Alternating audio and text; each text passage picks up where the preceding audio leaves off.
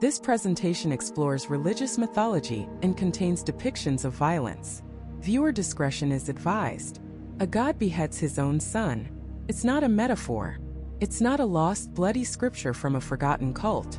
It is the accepted mainstream origin story of one of the most beloved deities in human history. A father, a being of unimaginable power, returns to his home after ages away. He finds a young boy, a stranger, standing guard at the entrance to his wife's private bath. The god doesn't ask the boy's name. He doesn't ask what he's doing there. He simply sees an obstacle, and in a single blinding flash of divine rage, he draws his weapon and severs the boy's head from his shoulders. The child, who had never even met his father, is dead. And this horrific act of filicide is not the end of the story. It's the beginning. This is the birth of Ganesha. How is this possible? How can a story that begins with such unthinkable brutality lead to a figure worshipped by over 1 billion people as the remover of obstacles, the Lord of good fortune, the very embodiment of wisdom and auspicious new beginnings? We're told it was all a tragic misunderstanding, case of mistaken identity. But what if that's not the whole truth? What if the story we've all heard is a deliberate simplification? A fable designed to conceal a much deeper, more dangerous, and far more powerful secret? What if the beheading of the boy was not a mistake but a necessity?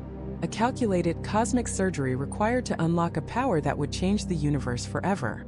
And what if, encoded within this ancient, violent myth, lies the key to overcoming the single greatest obstacle that stands in the way of every single one of us achieving our own new beginnings?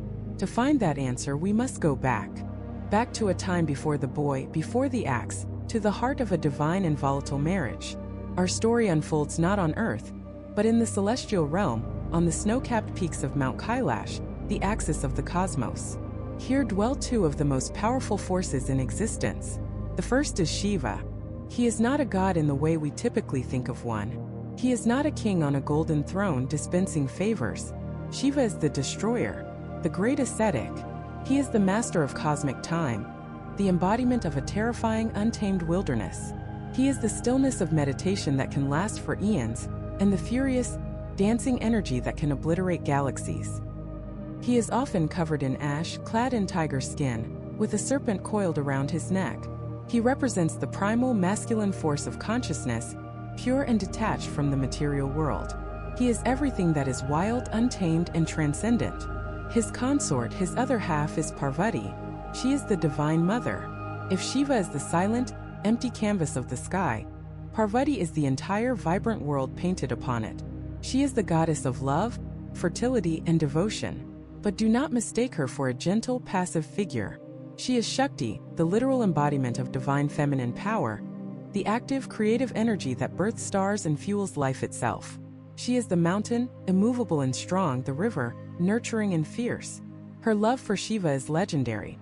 A love so profound she performed 1,000 years of ascetic penance just to win his heart. Their union is not merely a marriage. It is the fundamental balance of the universe, the dance of consciousness and energy, of spirit and matter, of destruction and creation. But this balance was often a difficult one.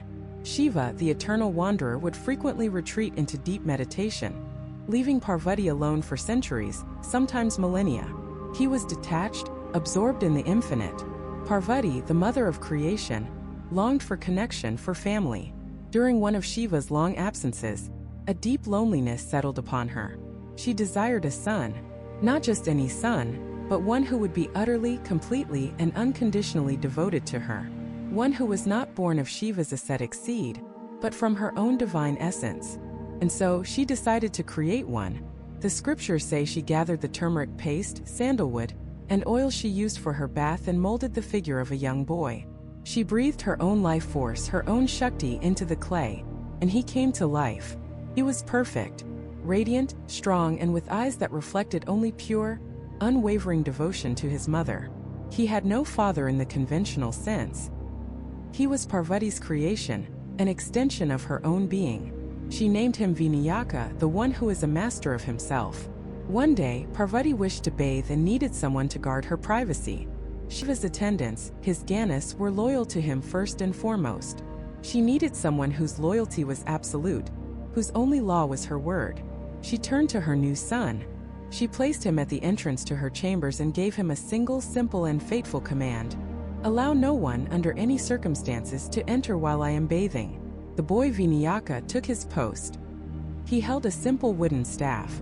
He was the embodiment of innocent, resolute duty.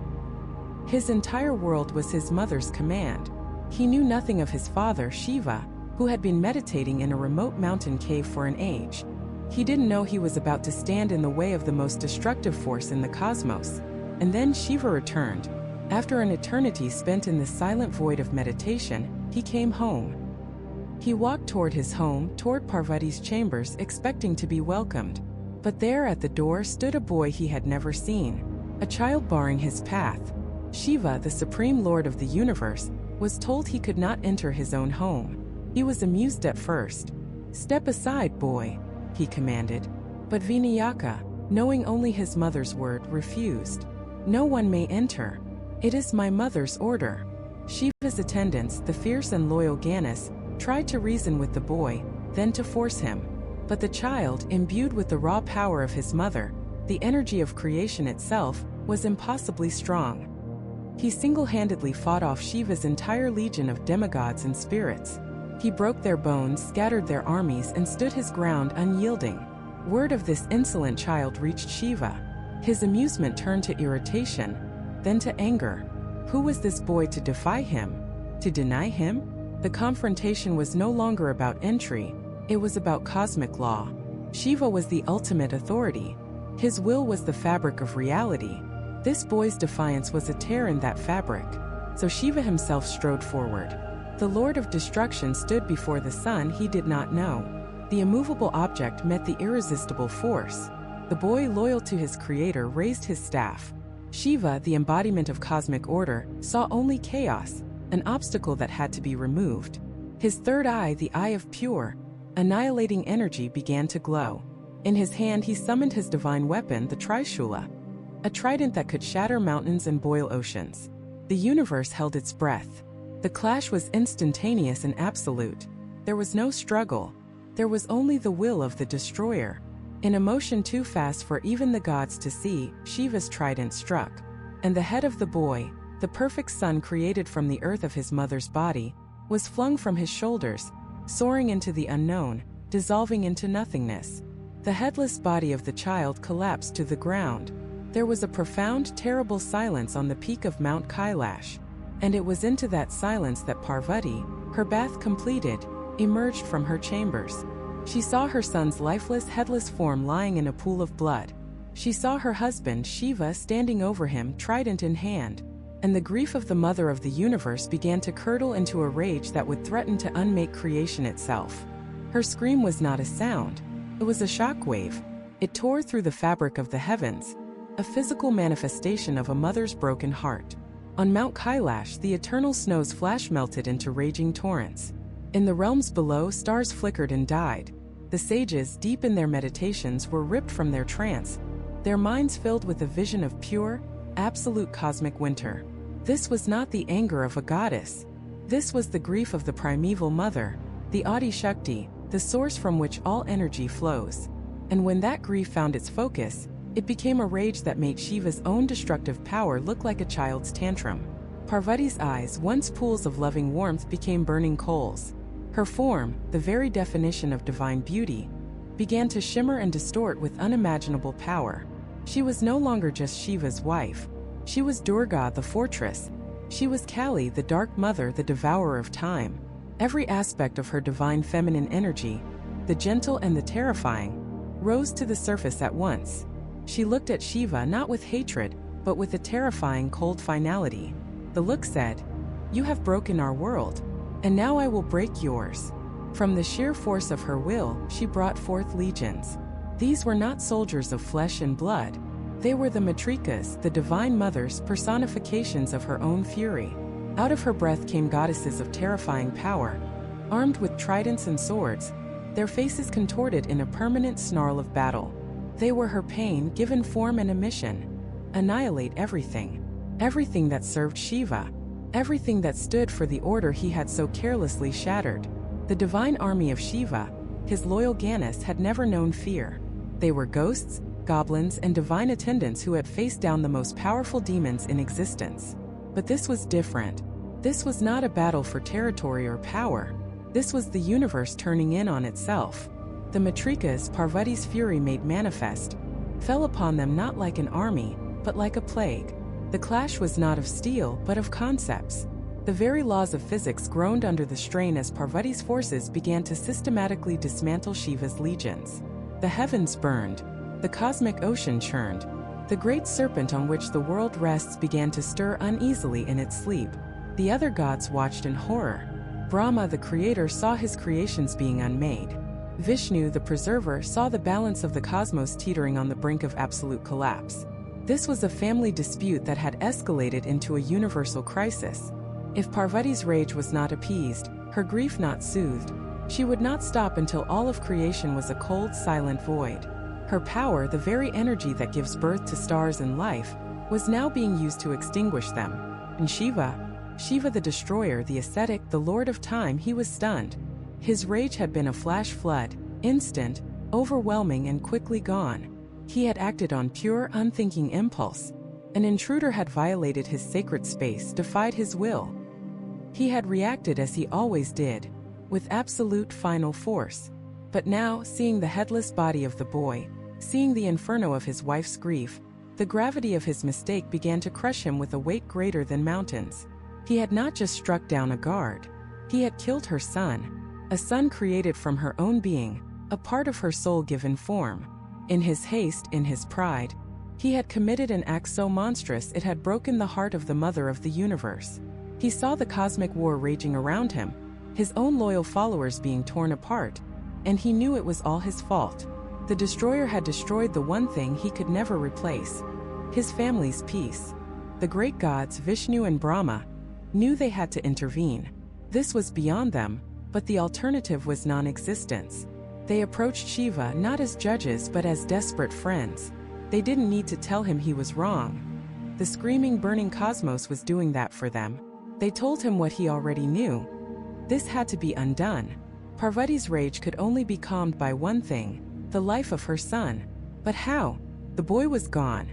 His head had been obliterated by the force of the Pashupatastra, Shiva's most powerful weapon. There was nothing left. You cannot restore a life that has been so utterly and completely extinguished. Shiva, the god who holds the power to end the universe, was powerless to fix his own home. He was trapped in a paradox of his own making. The ultimate power in the universe had made the ultimate mistake. For the first time in eons, Shiva felt a cold dread. He was the god of detachment, free from worldly concerns. But now he was fully, horribly attached to the consequences of his actions. He looked at the carnage, at the war born from his wife's sorrow, and he knew he would do anything to take it back. He had to restore the boy's life. He had to heal Parvati's heart. But how do you put a body back together when the most important piece is gone forever? His mind, which could contemplate the infinite complexities of the cosmos, raced for a solution.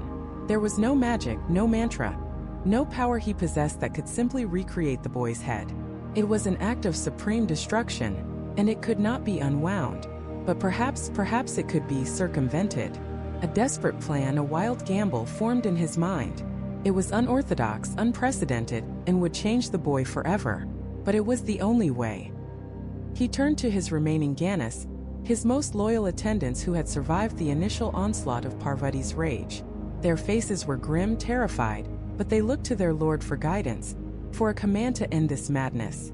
Shiva's voice, when it came, was heavy with the weight of his regret. It was not the voice of a god, but of a desperate husband and father. He pointed to the north, the direction of spiritual growth and new beginnings. "Go," he commanded, his voice echoing with a strange mix of authority and pleading. "Go north from here.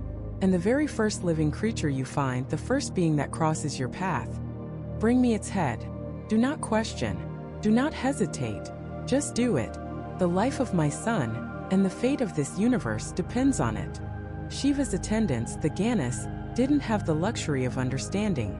They only had the command, a command born from the deepest well of divine desperation, from a father who had just committed the most unthinkable act. They tore through the Himalayan foothills, a frantic procession of divine beings on a horrific errand. The wind whipped past them, carrying the faint, agonizing echo of Parvati's cries. Every step was a hammer blow of urgency. Go north. Find the first living thing. Take its head. The words were a venomous chant in their minds. How could the Lord of all creation, the destroyer himself, order such a thing? But they saw the look in his eyes. It wasn't the cold fire of destruction they knew. It was the frantic, wild-eyed terror of a husband who had broken the heart of his beloved, of a father who had destroyed his own child. This was not a command of power. It was a plea for redemption. They raced onward, their divine speed a blur against the landscape of ancient forests and silent peaks. The sun beat down, but they felt a chill that had nothing to do with the mountain air. They were instruments of a terrible cosmic correction. What creature would be the unlucky one? A deer, a tiger, a simple bird? Whose innocent life would be the price for a god's catastrophic mistake? The universe held its breath. And then they saw it. Standing in a clearing, bathed in the gentle morning light, was an elephant. But not just any elephant. He was magnificent, a king of his kind, with large, compassionate eyes that seemed to hold the wisdom of ages. He was facing north, just as Shiva had commanded, as if he had been placed there by destiny itself. He stood peacefully, his great form a study in tranquility, his ears fanning slowly in the warm air. He was the picture of gentle strength, of life lived in harmony with the world. He was everything the chaos back on Mount Kailash was not. The Ganesha froze. Their momentum, their frantic energy, all of it just stopped. This was the creature? This noble sentient being? To take his head felt like a desecration beyond measure. One of the Ganesha looked at another, his eyes wide with a silent question. Surely, not this one. Surely the Lord meant something else. But the command had been absolute. The first living creature. Do not question. Do not hesitate. The life of the prince depended on it. With hearts heavier than mountains they approached. The elephant turned his great head, his dark eyes showing no fear, only a deep, profound sadness, as if he understood. As if he knew his part in this divine tragedy. In that moment he wasn't just an animal. He was a sacrifice, a willing participant in the mending of the cosmos. The Ganesha bowed their heads in reverence and sorrow. And then with a single swift, merciful stroke, they fulfilled their terrible duty. They raced back, the great head a heavy sacred burden. The journey south was a somber, silent sprint, the opposite of the frantic desperation that had carried them north. They were now carrying both a death and the hope of a new life. As they neared Kailash, the air grew thick with a palpable grief. They found Shiva standing exactly where they had left him, a statue of regret, his eyes fixed on the lifeless body of his son. Parvati was a storm of sorrow, her divine form racked with sobs that could shake the foundations of the world. The Ganesha laid their burden at Shiva's feet. For a moment no one moved. The universe seemed to pause. Then Shiva knelt. He looked from the head of the elephant to the body of his son. This was the moment of truth. All his power, all his knowledge of the cosmic cycles of creation and destruction, all of it was now focused on this one impossible task. He was not the destroyer now. He was a creator, a healer, a father desperate to undo his own folly. With hands that could shatter galaxies, he gently, carefully lifted the elephant's head. The other gods, who had gathered in horrified silence, watched in stunned disbelief. What was he doing? This was madness, a blasphemous fusion of boy and beast. But Shiva paid them no mind. He placed the head upon the boy's shoulders. And then the Mahadeva, the great god, began to chant. He chanted the ancient mantras of life, the secret syllables that bind spirit to flesh. He poured his own divine energy, his very essence, into the broken form. The air crackled. Light, pure and white and blinding, erupted from Shiva's hands, enveloping the boy. It was a celestial surgery, performed with the power of stars and the desperation of a father's love. He wasn't just attaching a head. He was weaving two souls, two life forces, into a new, unprecedented existence. He was rewriting destiny itself. And then a breath. A small, shuddering intake of air. The boy's chest rose. His fingers twitched. Color returned to his skin. Parvati's sobbing stopped, replaced by a gasp of impossible hope.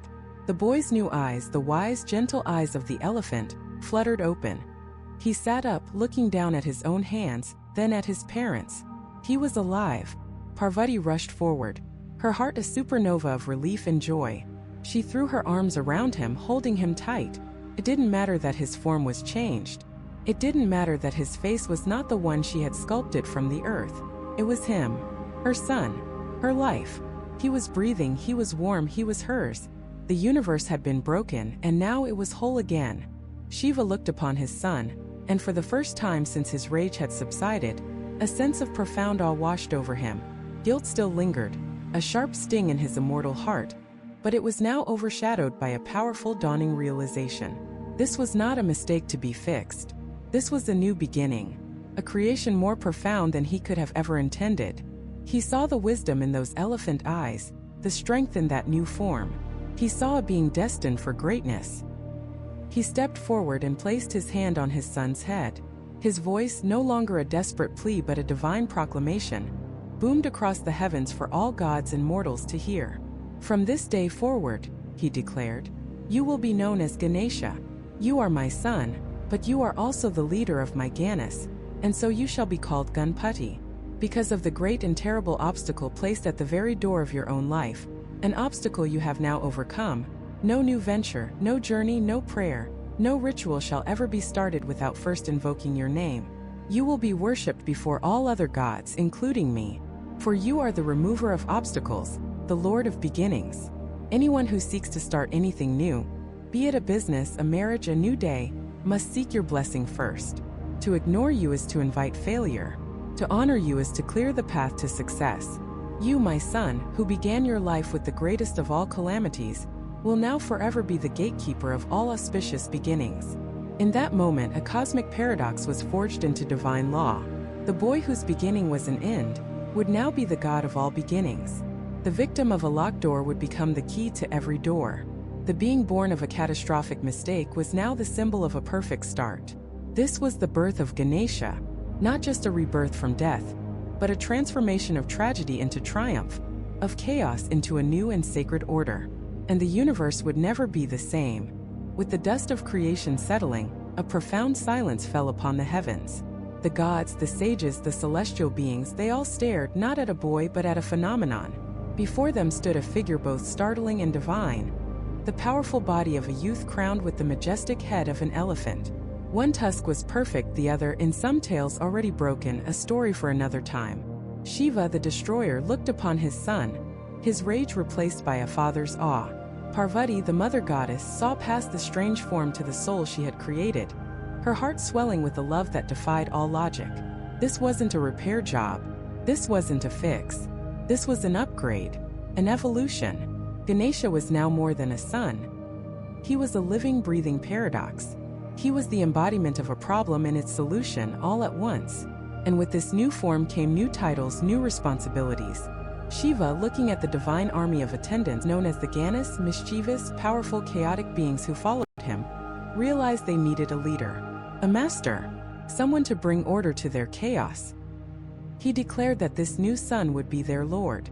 He would be known as Ganpati, the leader of the Ganes. But this wasn't just a handout. In the world of the gods, titles have to be earned, especially one so prestigious. And Ganesha had a brother, a very fast, very powerful brother. His name was Kartikeya, the god of war. Where Ganesha was stout, thoughtful, and rode a tiny mouse, Kartikeya was lean, athletic, and rode a magnificent peacock. He was the god of action, of swift victory, the divine general of the heavens. He looked at his new elephant-headed brother and, like a classic older sibling, probably felt a mix of confusion and competitive spirit. So a contest was proposed, a divine race to settle who was truly the greatest, who deserved to be worshipped first, before all other gods, at the start of any new venture. The rules were simple, but the scale was cosmic. The first to circle the material universe 3 times and return to the starting point would be declared the winner. It was a test of speed, endurance, and power. For Kartikeya, this was a Tuesday. He bowed to his parents, hopped on his divine peacock, and shot off like a comet, a blur of celestial energy streaking across the galaxies. The gods watched him go, impressed. This race was already over. And then there was Ganesha. He stood there beside his vehicle, a mouse, a tiny, humble mouse. The gods exchanged glances. Some were sympathetic, others probably hid a smirk. How could this stout little god with an elephant's head, riding a creature that could fit in your pocket, possibly compete with the god of war on his supersonic peacock. It was a mismatch of epic proportions. It was like putting a tortoise in a Formula One race. Ganesha didn't move. He didn't panic. He just watched his brother disappear into the cosmos. Then he turned to his parents, Shiva and Parvati, who sat on their thrones, observing the contest.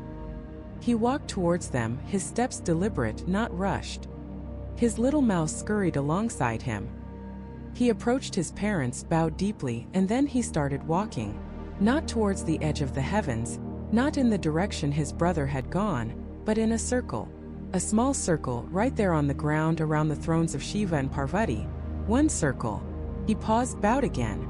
Then he walked a second circle, bowed, and then a third. He finished his third lap, made a final profound bow to his parents, and stood up straight. "I have finished," he declared. The heavens were stunned into silence. Kartikeya was probably just passing Andromeda at this point. What was this? A joke? Was he forfeiting? Was this some kind of protest? The god Brahma, the creator, looked on, stroking his beard, a slow smile spreading across his face. He was beginning to understand. Shiva and Parvati looked at their son, their expressions shifting from confusion to profound understanding and pride. Ganesha spoke, his voice calm and filled with a wisdom that seemed ancient. "You asked me to circle the universe," he said, addressing the assembled gods. "My parents, Shiva and Parvati, are the source of the universe. They create it, they sustain it, they contain all of it within their divine forms. To circle them is to circle the universe itself, not just once but to a degree of infinity." It was a mic drop moment. Cosmic life hack. Kartikeya was out there playing checkers, Ganesha was playing 5D chess. He hadn't tried to win the race. He had redefined what the race was. He used wisdom, not speed. Intellect, not brute force. He saw a deeper truth that everyone else had missed in their focus on the literal. While Kartikeya was racing around the physical manifestation of the universe, Ganesha went straight to the source code. Just then a streak of light returned. It was Kartikeya, breathless, triumphant, having circled the entire cosmos 3 times at impossible speeds. He landed, ready to claim his prize, only to see Ganesha standing there, perfectly calm, already declared the winner. Confusion and frustration washed over him. "How?" he demanded. "I am the fastest of the gods. I saw him standing right here when I left." When the story was explained, Kartikeya's pride dissolved into humility and admiration. He understood. His brother hadn't cheated. He had just operated on a higher level of reality. He had won not by being faster but by being smarter. And in that moment, everyone understood Ganesha's true nature. He wasn't just the lord of the Ganes. He was the lord of obstacles, Vigneshvara. But here's the part we often get wrong. He isn't just the remover of obstacles. He is also the placer of obstacles. Why would he do that? Because an obstacle is just a test. It's a filter. Ganesha places obstacles in the path of the arrogant, the hasty, the unprepared. He stops you from rushing into something you're not ready for. The obstacle is a sign to pause, to think, to find a better way, a Ganesha way. But for the humble, the sincere, the wise, for those who honor the true meaning of their journey, he clears the path. He removes the very same obstacles. He is the divine gatekeeper. You only get past him if your intentions are pure and your approach is sound. This is why he is worshipped at the beginning of everything. A new business, a new house, a new journey, even just a new day. You ask him to place obstacles for your ego, but to remove them for your soul. This victory cemented his place in the pantheon. He was the god you went to first. The one who could see the shortcut, the loophole, the elegant solution that was hiding in plain sight. But his greatest intellectual challenge was yet to come. It wouldn't be a race across the cosmos but a marathon of the mind. A sage named Vyasa was about to compose the single greatest story ever told. A poem so vast, so complex, it was said to contain all the knowledge in the universe, the Mahabharata. But Vyasa couldn't just write it down. The story was flowing through him like a divine river, too fast for any mortal hand to record. He needed a scribe. Not just any scribe. He needed someone with infinite stamina, perfect memory, and a profound understanding of the universe to capture its every nuance. He needed a god, and he knew exactly which one to ask. He went to Ganesha, but the task came with an impossible condition, a challenge that would demand a sacrifice so great, it would forever alter the god's very form and become his most recognizable feature. The sage who approached Ganesha was no ordinary man. This was Vyasa, a figure of immense spiritual power, a living library of sacred knowledge. And the story he carried within him was not just a story. It was the story, an epic poem so vast, so profound, it was said to contain the sum of all human experience, the secrets of the cosmos, the triumphs and tragedies of gods and men. It was called the Mahabharata. Vyasa had composed this entire universe of verse within his mind. 100,000 stanzas, a river of divine narrative threatening to overwhelm him if it wasn't given form. But who could possibly scribe such a torrent of wisdom? Who possessed the intellect to grasp its subtleties and the speed to capture its flow without error? Only one being in all of existence. Standing before the elephant-headed god, Vyasa made his request. "O Ganesha, remover of obstacles, I have composed a work of unparalleled scale. Be my scribe, I pray you, and write it down for the benefit of all the worlds." Ganesha, the patron of letters and learning, was intrigued. A challenge of this magnitude was rare, even for a god. But he was also wise beyond measure. He knew that true knowledge isn't just about speed or volume. It's about understanding. So, he agreed, but with a condition that seemed simple on the surface, yet was impossibly complex. "I will be your scribe, great sage," Ganesha declared. "But on one condition. You must dictate without a single pause. The moment your flow of verse ceases, my pen will stop forever, and I will write no more." Vyasa was taken aback. The poem was a labyrinth of branching stories, complex philosophies, and intricate genealogies. A continuous, non-stop dictation seemed impossible. It would require a level of sustained focus that bordered on the divine. But Vyasa, a master of the mind, saw the challenge for what it was. A test of his own mastery over the knowledge he channeled. He agreed, but with a clever countercondition of his own. "I accept your terms, Lord Ganesha," the sage replied, a slight smile on his lips. "But you must in turn agree to mine. You may not write down a single word, not a single syllable, until you have fully understood its meaning." And just like that, the stage was set for the greatest intellectual contest in history. A battle not of swords and shields, but of wit and wisdom. Ganesha, with his divine intellect, had demanded perfect, uninterrupted flow. Vyasa, with his mortal but divinely inspired mind, had demanded perfect, uninterrupted comprehension. It was a checkmate of conditions. Ganesha couldn't just be a stenographer. He had to be a scholar. And Vyasa couldn't just ramble. He had to be a master poet, clear and precise. This countercondition gave Vyasa the breathing room he needed. Whenever he felt the need to pause and compose the next complex passage in his mind, he would throw Ganesha a particularly dense, philosophical knot of a verse.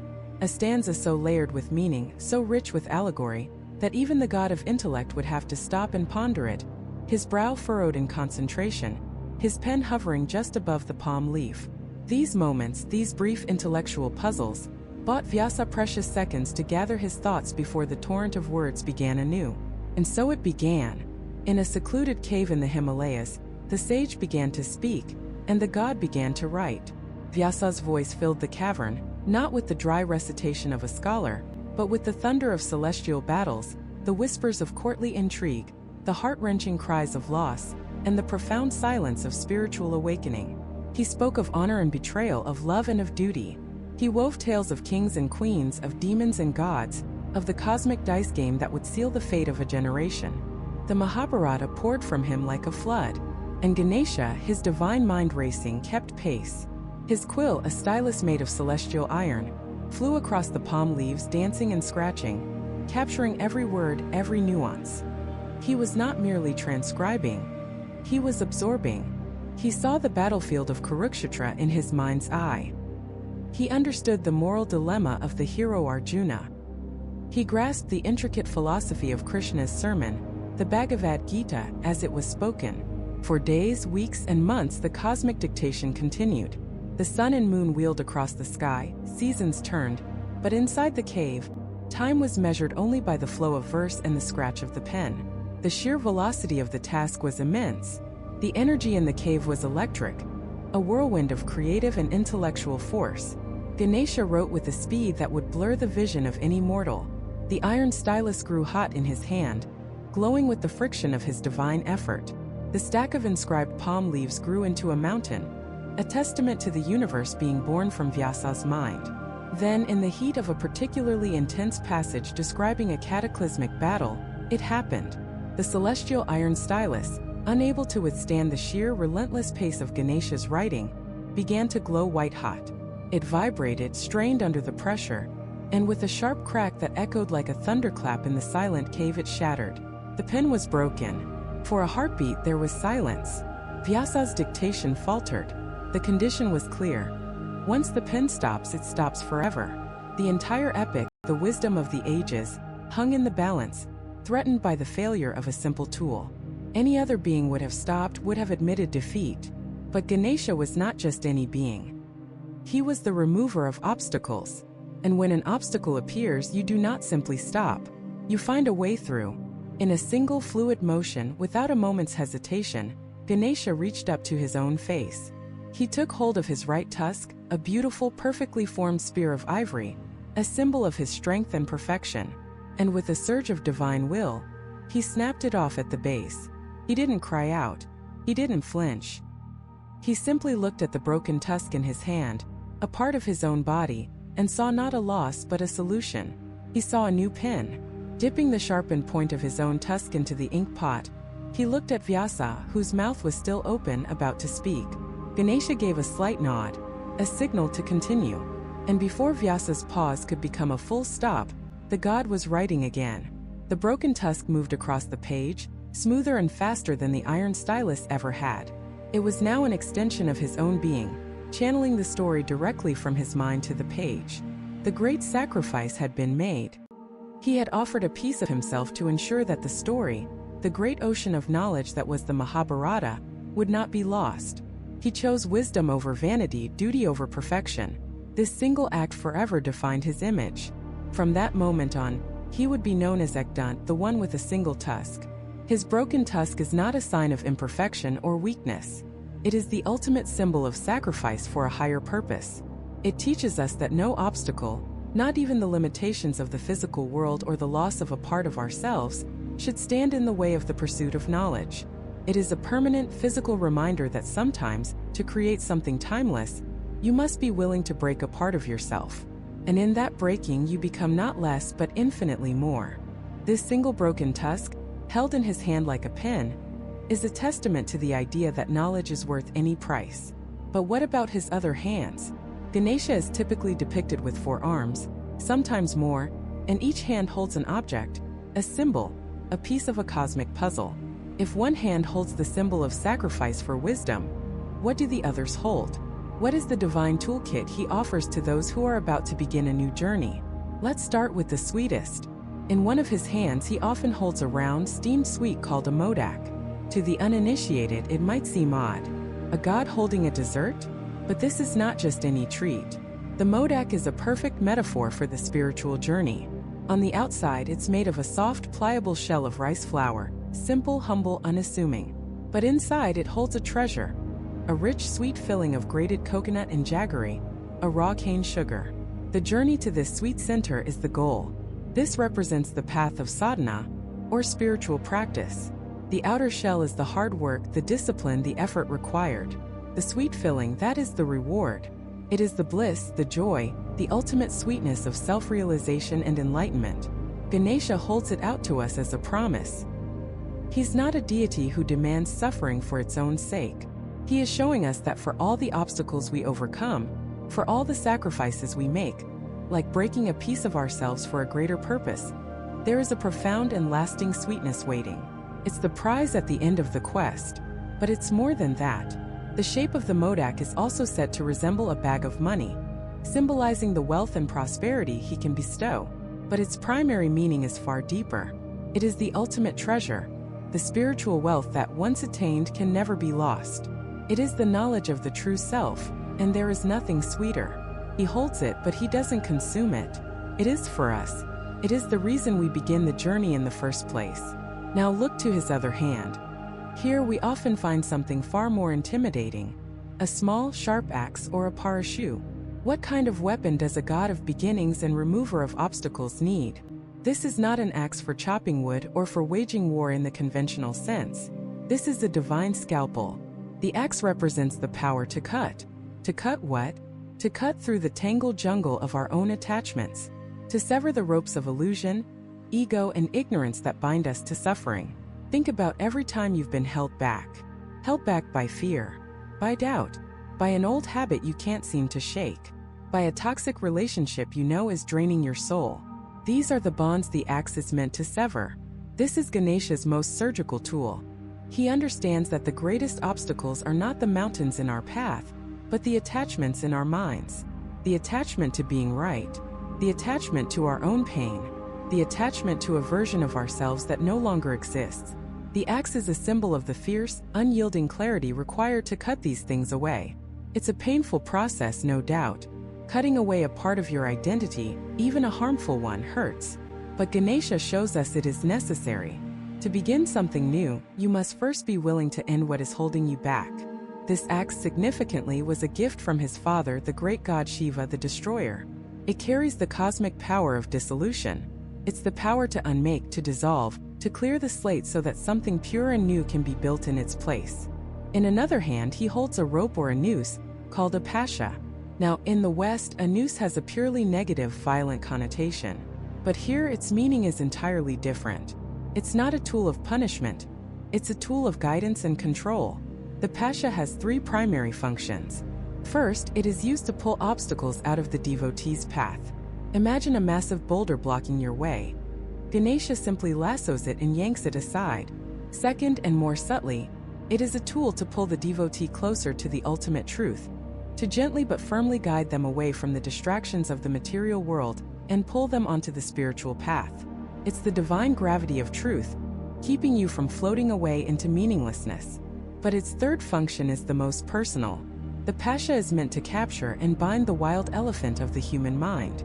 Our minds, with their endless desires, worries, and distractions, are powerful and untamed. The noose represents the self-control, the focus, the discipline needed to rein them in. It is the power to say no to impulse and yes to purpose. It's the ability to bind the scattered fragments of our attention and direct them towards a single worthy goal. So while the axe cuts away the negative attachments from the past, the noose gathers and directs our energy in the present, preventing us from creating new obstacles for ourselves in the future. Paired with the noose is the object in his fourth hand, a goad or an ankusha. This is the tool an elephant trainer, a mahout, uses to guide the massive creature. It's not an instrument of cruelty. It's a tool for precise direction. A gentle prod here, a nudge there, to keep the elephant moving forward and on the right path. This symbolizes the way Ganesha prods us forward on our own life journey. We all get stuck. We become complacent, lazy, or lost in procrastination. The goad is that inner spark, that divine prod that says, keep going. Don't stop now. You're almost there. It is the force that awakens us from spiritual slumber. While the noose binds the wandering mind, the goad steers it. It cuts through our lethargy and propels us into action. It is the enemy of stagnation. Ganesha with the goad is reminding us that the spiritual path, and indeed any path to success, requires constant forward momentum. You cannot reach a new beginning by standing still. So you have the axe to sever old ties, the noose to focus your mind, and the goad to propel you forward. It's a complete system for self-mastery. But sometimes Ganesha is shown with one hand completely empty, palm facing outward, fingers pointing to the sky. This is not an empty hand.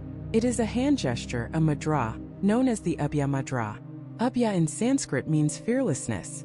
This single gesture is perhaps his most powerful gift. It is a silent promise etched in the air. It says, "Fear not. I am here. I will protect you."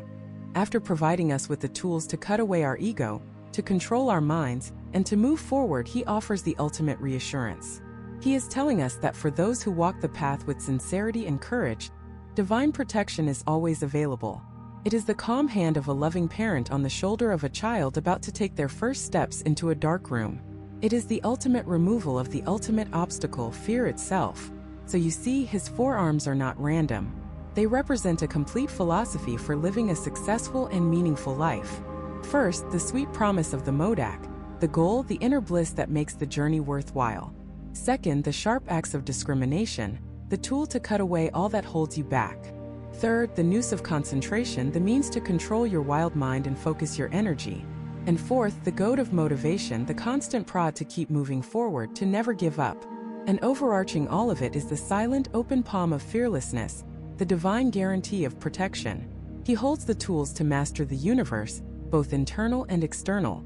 And yet, for all this cosmic power, for all these divine implements, his chosen companion, the creature he rides upon, is one of the smallest, most overlooked creatures on Earth. Why a mouse? The answer reveals the single greatest secret to overcoming any obstacle you will ever face. To understand the mouse, you first have to understand the monster it used to be. Because that tiny creature, scurrying at the feet of a god, was once a demon of immense power and uncontrollable ego. His name was Gajamukha, and he was consumed by a single burning desire: to become the most powerful being in the universe. Through years of intense penance, he gained a boon from the god Shiva, a promise of invincibility. No god, no demon, no human, and no animal could ever defeat him. Drunk on this newfound power, Gajamukha began a reign of terror, conquering realms and forcing the gods themselves into submission. His ego was a black hole, devouring everything in its path. The universe was out of balance, and the divine order was crumbling. The gods, desperate, turned to Ganesha. He was the only one who hadn't been part of the original equation, the one power Gajamukha's boon didn't account for. Ganesha, the embodiment of calm, cosmic intelligence, confronted the raging demon. But this wasn't a battle of brute strength. It was a battle of consciousness. Gajamukha threw every weapon, every ounce of his borrowed power at Ganesha, but the elephant-headed god simply stood, unshaken, a serene mountain in the face of a hurricane. Frustrated beyond measure, realizing his raw power was useless against this immovable wisdom, Gajamukha used his shape-shifting ability in a final, desperate gambit. He transformed himself into a gigantic mouse, a creature of destruction, intending to gnaw through Ganesha's defenses and consume him from the ground up. He charged, a furry behemoth of rage and ego. And in that moment, Ganesha did something extraordinary. He didn't strike back. He didn't throw a weapon. He simply and gracefully leaped. He leaped onto the back of the charging demon mouse, seating himself perfectly. And suddenly the battle was over. The full weight of Ganesha, not just his physical form, but the infinite, crushing weight of all the wisdom in the universe, pressed down on the demon. The monster that could not be defeated by any weapon was instantly subdued, pinned by pure consciousness. Trapped, powerless, and humbled for the first time, Gajamukha surrendered. But Ganesha, the remover of obstacles, is not a destroyer. He is a transformer. He saw the demon's immense energy, his tenacity, his relentless drive. It was a powerful force that had been corrupted by ego, so he made him an offer. He would spare his life on one condition: Gajamukha would serve him for eternity in the form of a mouse. He would become Ganesha's Vahana, his divine vehicle. The demon, now named Mushika, agreed. The greatest force of ego in the cosmos was transformed into the humble servant of wisdom. This isn't just a cool mythological story. This is a roadmap for your own life. Because every single one of us has a Mushika inside. It's that small gnawing voice of ego and desire. It's the part of you that constantly wants more. The part that gets distracted by shiny objects. The part that whispers you're not good enough, or the part that screams you're better than everyone else. It's the anxiety that nibbles at the edges of your peace, the endless craving that scrolls through social media for one more hit of dopamine. The tiny resentments that can chew through the foundations of a relationship if left unchecked. Like a mouse, these thoughts seem small, insignificant. You can ignore them for a while, but they are relentless. They get into everything. They hoard things we don't need, they create messes in the dark, and over time, their tiny, persistent gnawing can bring down the biggest structures we try to build in our lives. We spend so much of our energy trying to fight this mouse. We try to squash the anxiety, to kill the desire, to silence the ego. We attack it with brute force, with resolutions, with self-criticism, and it never ever works. The mouse just scurries away, hiding in the shadows, waiting to come out again when we're tired and vulnerable. Ganesha shows us a different way. He doesn't kill the mouse. He rides it. He places the full weight of his wisdom, his consciousness, his higher self on top of it. He harnesses its energy. He takes all the power that the ego and desire once used for destruction, and he redirects it. He makes it his vehicle. The symbolism is breathtakingly profound. The largest, wisest creature, the elephant, is in complete control of the smallest, most restless creature, the mouse. This is the secret. The goal is not to eliminate your ego or your desires. They are a source of immense energy. The goal is to put your intellect, your Ganesha, in charge. Think about it. The drive that makes you jealous of a coworker's success is the same drive that, when harnessed, can fuel your own ambition to create something amazing. The restless energy that leads to anxious scrolling is the same energy that, when harnessed, can power you through a workout or a difficult project. The mouse's energy isn't the problem.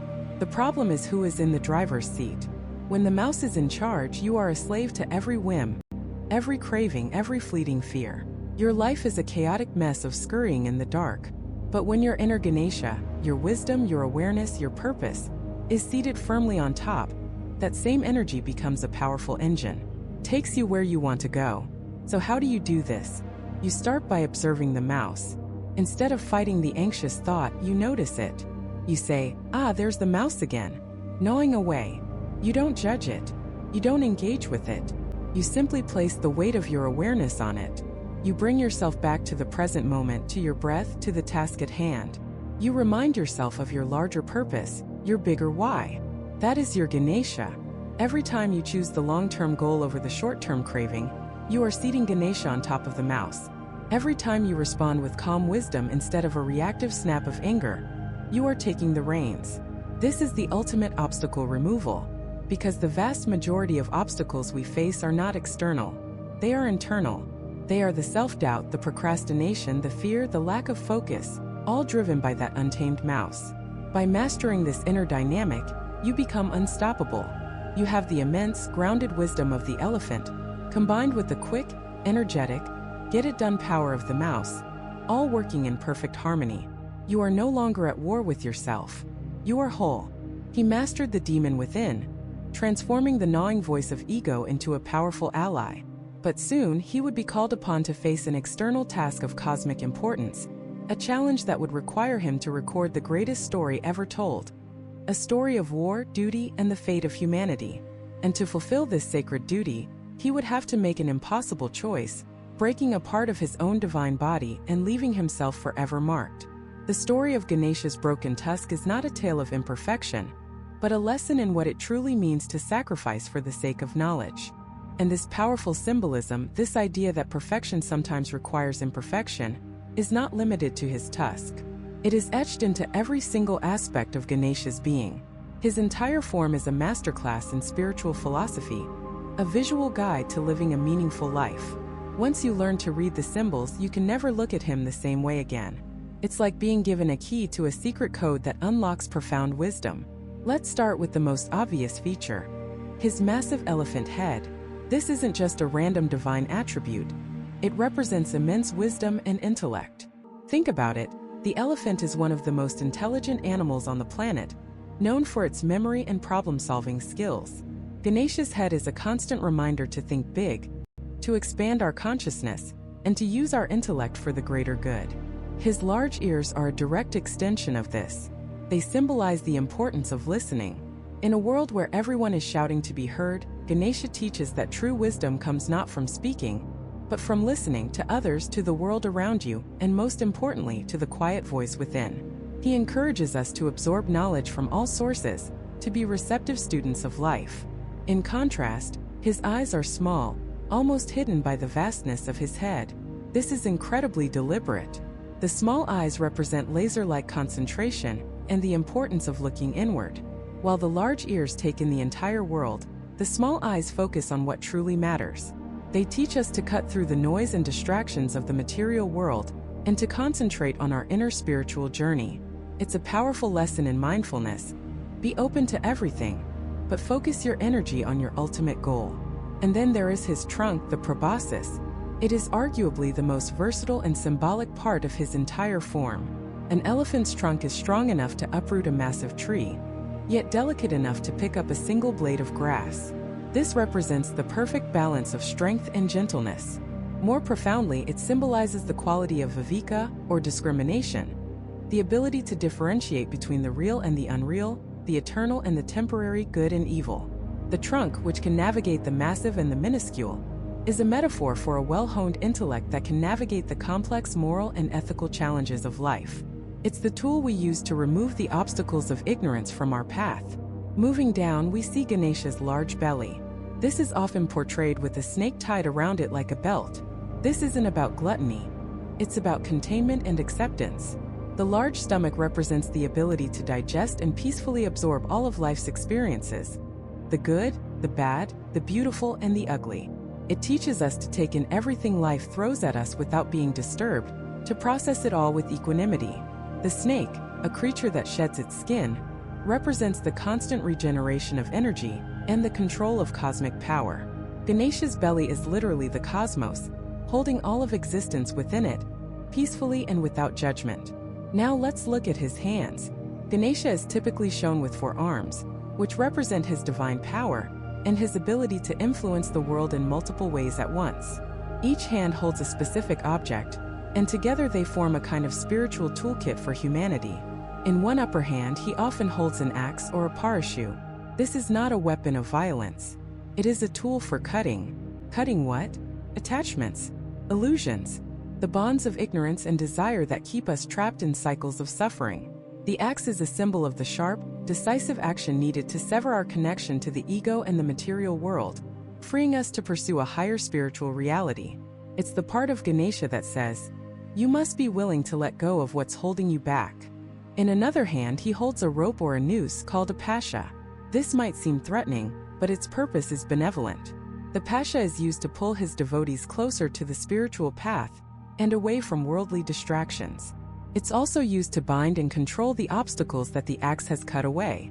If the axe is the surgical strike, the pasha is the gentle but firm guidance that keeps you on track. It represents focus, control, and the spiritual pull that guides us toward enlightenment. Then there is the sweet. In one of his lower hands, Ganesha holds a bowl of sweets, typically a round treat called a modak or a laddu. This is the reward. It symbolizes the sweetness of self-realization, the profound joy and bliss that comes from a life of discipline, wisdom, and spiritual practice. It is a reminder that the spiritual path is not one of pure austerity and denial. It is a journey towards the ultimate and most satisfying reward, the discovery of the divine sweetness within ourselves. It's the universe telling you that the hard work is worth it. Finally, his 4th hand is often held open in a gesture of blessing, the Abhya Mudra. The palm is facing forward, fingers pointing up. This gesture means, do not be afraid. It is a promise of protection, a symbol of divine grace and fearlessness. It's Ganesha, the remover of obstacles, assuring his followers that he is there to guide and protect them on their journey. With this single gesture, he dispels fear and instills courage in the hearts of those who seek his help. So you have the tools to cut away illusion, the guidance to stay on the path, the promise of a sweet reward, and the assurance of divine protection. It's a complete system for spiritual progress. But there's one more crucial element we haven't discussed, and it might be the most paradoxical and profound of all. His vehicle, his vahana. Every major Hindu deity has an animal mount, and Ganesha's is a tiny mouse. Think about that. The massive, powerful elephant-headed god, who contains the cosmos in his belly, chooses to ride upon one of the smallest and seemingly most insignificant of creatures. This isn't a joke. It's a lesson of incredible depth. The mouse, or mashika, represents the human ego, our restless desires, and the nagging, gnawing thoughts that can chew through our peace of mind if left unchecked. A mouse can sneak into places unseen and cause immense damage over time, just like our own untamed thoughts and desires. By placing the mouse at his feet, serving as his vehicle, Ganesha demonstrates his complete mastery over the ego and desire. He doesn't crush the mouse. He doesn't destroy it. He masters it. He harnesses its energy and directs it. The message is clear. The ego and our desires are not to be annihilated, but to be controlled and put into service of our higher self. The immense wisdom of the elephant must learn to guide the restless energy of the mouse. When the intellect is in control of desire, you can navigate any obstacle. Every single part of Ganesha, from the top of his head to the creature at his feet, is a piece of a larger puzzle. He is not just a deity to be worshipped. He is a philosophy to be studied, a roadmap to a more conscious and fulfilling existence. He is a constant, visual reminder that wisdom lies in listening, Focus comes from within, strength must be balanced with gentleness, and true power is the mastery of the self. But how did this intricate philosophical figure become one of the most beloved and universally recognized gods in the world? How did this remover of obstacles break through the boundaries of religion and culture to find a home in businesses, homes, and hearts across the globe? His journey from the pages of ancient scripture to a global icon of success and new beginnings is a story all its own. And this journey begins not with a leap across oceans, but with a slow, steady march across land and sea, following the ancient trade routes of silk and spice. Long before the West had ever heard his name, Ganesha was already a seasoned traveler. In Thailand, he is known as Phrafikanet, revered as the deity of arts and success. Walk through Bangkok, and you won't just find him in temples. You'll see his statues standing proudly outside of glittering shopping malls, theaters, and universities. A divine patron for commerce and creativity, a celestial CEO blessing the nation's endeavors. Further east, in Japan, his transformation is even more startling. Through the complex pathways of Buddhism, he became Kangaten, the god of bliss. Here, he is often depicted in a dual form, two elephant-headed figures embracing. This isn't the celibate scholar of some Hindu traditions. This is a powerful tantric deity representing the union of opposites, the harmony of male and female, spirit and matter. The Japanese took the core concept of Ganesha, the joining of disparate ideas, the elephant head on a human body, and elevated it into a profound symbol of cosmic unity. Travel to the mountains of Tibet, and you'll meet yet another facet of him. Here, he can be seen as a wrathful, fearsome deity, sometimes even depicted being trampled underfoot by other gods. But this isn't a sign of disrespect. In Tibetan Buddhism, this represents the conquering of the ego, the overcoming of internal obstacles. Ganesha, the remover of obstacles, is so powerful that he can also be the ultimate obstacle. Your own self-doubt, your own ego, that must be overcome to achieve enlightenment. He became a symbol not just for clearing the path ahead, but for clearing the path within. For centuries, this was his world, a vast Pan-Asian sphere of influence where his form and function shifted to meet the spiritual needs of each culture. But the West remained largely unaware. So what changed? How did he make the jump from the temples of the East to the townhouses of the West? The first bridge was built, ironically, by empire. When the British arrived in India, they encountered a pantheon of deities that baffled and fascinated them. Among the gods with multiple arms and blue skin, the elephant-headed boy stood out. Early colonial accounts describe him with a mixture of anthropological curiosity and imperial condescension. But through their books, their art, and their artifacts, the first images of Ganesha began to trickle back to Europe and America. He was an exotic curiosity, a piece of oriental mystery. But it wasn't until the 20th century that the floodgates truly opened. The 1960s counterculture movement was a spiritual earthquake. A generation in the West, disillusioned with materialism and war, began looking eastward for answers. Gurus and yogis came to America, and with them they brought their stories, their philosophies, and their gods. The Beatles went to Rishikesh, and suddenly, the sounds of the sitar were on the radio, and the concepts of karma and dharma entered the popular lexicon. In this spiritual renaissance, Ganesha found fertile ground. He wasn't an intimidating, judgmental deity. He was accessible. He was wise, a little mischievous, and profoundly kind. He represented everything the counterculture was searching for: ancient wisdom, a connection to nature, and a path to inner peace. He was the god who didn't demand fearful worship, but invited a personal, loving relationship. He became a symbol of a new beginning, not just for a project, but for one's entire way of life. But the most incredible chapter of his global journey was yet to come. It wouldn't happen in an ashram or a temple. It would happen in the most unlikely of places, Silicon Valley. In the late 20th and early 21st centuries, a huge number of brilliant engineers and entrepreneurs from India came to the United States, becoming the architects of the digital revolution.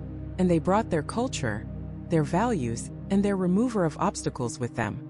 Suddenly, this ancient god found himself at the epicenter of modern innovation. And it turned out to be a perfect fit. Think about it. What is a startup if not a new beginning, fraught with seemingly insurmountable obstacles? Who better to have on your side than the god who clears the path? Ganesha became the unofficial patron saint of the tech world. His symbolism was almost too perfect. He has a large head to think big. He has large ears to listen to your customers. He has a small mouth to talk less and work more. His single tusk represents retaining the good and throwing away the bad, a perfect metaphor for A/B testing or iterative design. And his vehicle, the tiny mouse? In a world run by the computer mouse, the symbolism was mind-blowing. The divine intelligence, the big idea, being carried and navigated by the small, agile tool that can get into any corner of the digital universe. Ganesha wasn't just relevant. He was the perfect icon for the information age. He's the ultimate hacker, finding the clever workaround, the elegant solution to a complex problem. He doesn't just smash through obstacles, he outthinks them. From the garages of Palo Alto to the boardrooms of Austin, his image began to appear on desks and in offices. He became a symbol not of religion necessarily, but of a mindset of hopeful beginnings, of overcoming challenges through wisdom, and of the immense power of a good idea. This secular adoption is perhaps the key to his global appeal. You don't have to be Hindu to appreciate the symbolism of Ganesha. He has transcended religious dogma to become a universal archetype. He is the embodiment of that feeling you get on the first day of a new job, the first page of a new book, or the first line of code in a new program. He is the hope for a clean slate. We see this everywhere. He appears in Hollywood movies, in popular video games like Uncharted and Final Fantasy, on designer t-shirts, in yoga studios from Boise to Boston.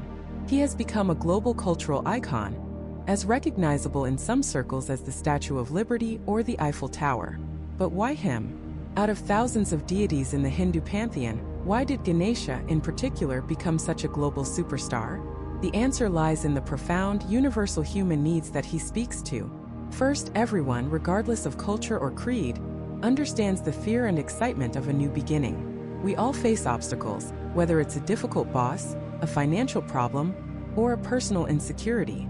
Ganesha provides a focal point for our hopes. He's a psychological anchor in the storm of uncertainty, a promise that any challenge can be overcome. Second, his fundamental story, the story of how he got his head, is a masterclass in transformation. It's a story about turning a catastrophic loss into a divine identity. It tells us that our greatest wounds can become the source of our greatest strength. His elephant head isn't a deformity. It's the very mark of his divinity. This message of resilience, of finding power in what makes us different, is a message that resonates deeply in the modern world. And finally, there's the broken tusk. In a world obsessed with perfection, Ganesha is proudly, divinely imperfect. He broke his own tusk to write down the epic poem, the Mahabharata, sacrificing a part of himself for the sake of knowledge and storytelling. It's a powerful statement that wisdom is worth more than vanity, that purpose is more important than perfection. He teaches us that our scars tell our story, and that our flaws are often proof of a life lived with purpose. From a boy guarding his mother's door in the Himalayas, he has traveled through scriptures, across continents, and into the digital age.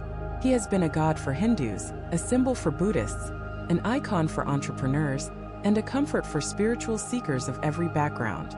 He has proven to be infinitely adaptable, a divine concept so powerful it can't be contained by any one religion or culture. He has become a symbol for the entire world. But in this global transformation, as he is adopted and adapted, what is the one core lesson Ganesha teaches us about our own obstacles, our own beginnings, and the very nature of divinity itself?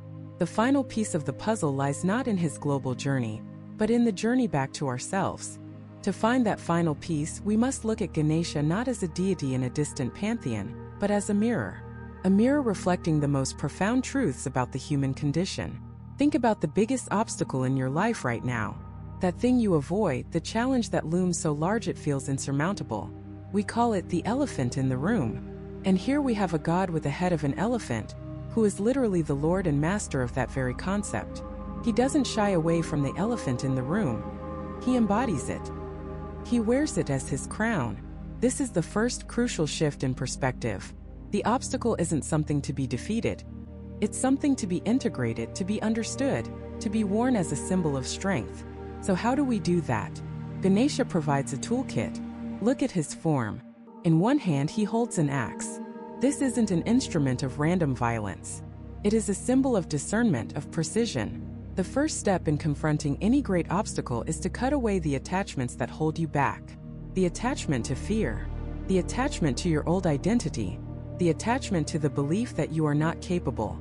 The axe is the symbol of the decisive moment. You choose to stop being a victim of your circumstances and start being the author of your response.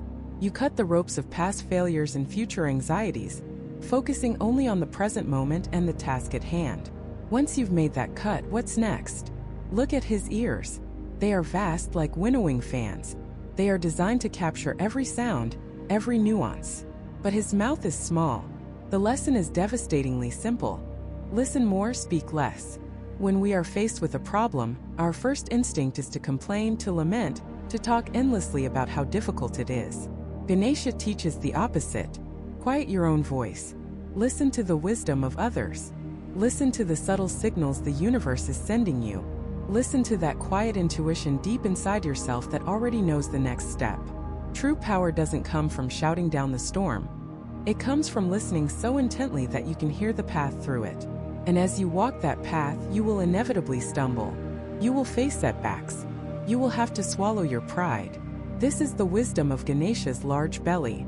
It's not a symbol of gluttony, but of cosmic digestion. He has the capacity to consume and absorb all of life's experiences, the sweet and the bitter, the triumphs and the failures, and to assimilate them into wisdom. Your failures are not you. They are food. They are fuel. A strong stomach for life means you don't let setbacks poison you with bitterness or regret. You digest them. You extract the nutrients of the lesson and you keep moving forward, stronger and more nourished than before. But it is his single tusk that holds the most transformative secret of all. The ekdunt, the one-tusked. Remember the story? He broke off his own tusk to use it as a pen, to transcribe the epic poem, the Mahabharata, one of the longest and most profound stories ever told. Stop and think about the sheer power of that image. He faced a monumental task, writing down a story as vast as history itself, and he lacked the proper tool. So he took a part of himself, something beautiful and whole, and he broke it to create one. He turned a part of his own body into the instrument of his destiny. He sacrificed his own perfection to bring a universe of wisdom into the world. What is your broken tusk? What is the part of you that you think is a flaw, an imperfection, a source of shame or weakness? Is it a past trauma? A perceived failure? A physical scar? The story of the tusk is a radical reframing of imperfection. Ganesha teaches that your greatest wound can become your greatest weapon. Your deepest pain can become the source of your most profound purpose. The very thing that you think disqualifies you is the precise thing that qualifies you to do the great work you are here to do. He didn't hide his brokenness. He used it. He wrote history with it. And in doing so, his imperfection became his most iconic, most celebrated feature. This is the path to mastering the obstacle. You cut attachments, you listen intently, you digest all experiences, and you transform your wounds into your tools. And finally, there is the matter of the mouse. The tiny creature he rides as his vehicle. A mouse, by its nature, is a symbol of desire. It is small, skittering, easily distracted, and can chew through almost anything over time if left unchecked. It represents the gnawing, persistent desires and nagging thoughts that can undermine our grandest plans. The ego, the constant need for more. The fear, the doubt. Notice, Ganesha does not crush the mouse. He does not kill desire. He does not annihilate the ego. To do so would be to deny a fundamental part of existence. Instead, he masters it. He places his entire immense weight upon it, and he rides it. He harnesses the power of desire and directs it. He takes the skittering, anxious energy of the mind and gives it a single, focused purpose. The lesson is that you will never be free from desire, from ego, from that little mouse of a mind. But you can learn to ride it. You can become its master, so that its powerful energy serves your higher purpose, instead of nibbling away at your resolve in the dark. So we return to the beginning, to Ganesha, the god of beginnings. Why is this elephant-headed figure the one you turn to when you start a new journey, a new business, a new life? Because every new beginning, by definition, implies an obstacle. The obstacle of the unknown, the obstacle of potential failure, the obstacle of leaving the comfort of the old. Ganesha is the archetype for that entire process. He is the divine embodiment of a successful start. His very form is a testament to this. An elephant head on a human body. It is a symbol of a catastrophic beginning, a brutal beheading, a mistake of cosmic proportions. And yet, from that violent, imperfect start, a God was born, a God beloved by billions, a God whose very essence is about overcoming, about transforming, about finding wisdom in the most unlikely of forms. The ultimate lesson of Ganesha, the final piece of the puzzle, is this: divinity is not about being perfect, untouched, or unscarred. Divinity is the alchemical process of turning lead into gold. It is about taking the messy, chaotic, sometimes brutal ingredients of life and transforming them into wisdom, strength, and compassion. Ganesha's power is not that he prevents obstacles. His power is the roadmap for how to move through them.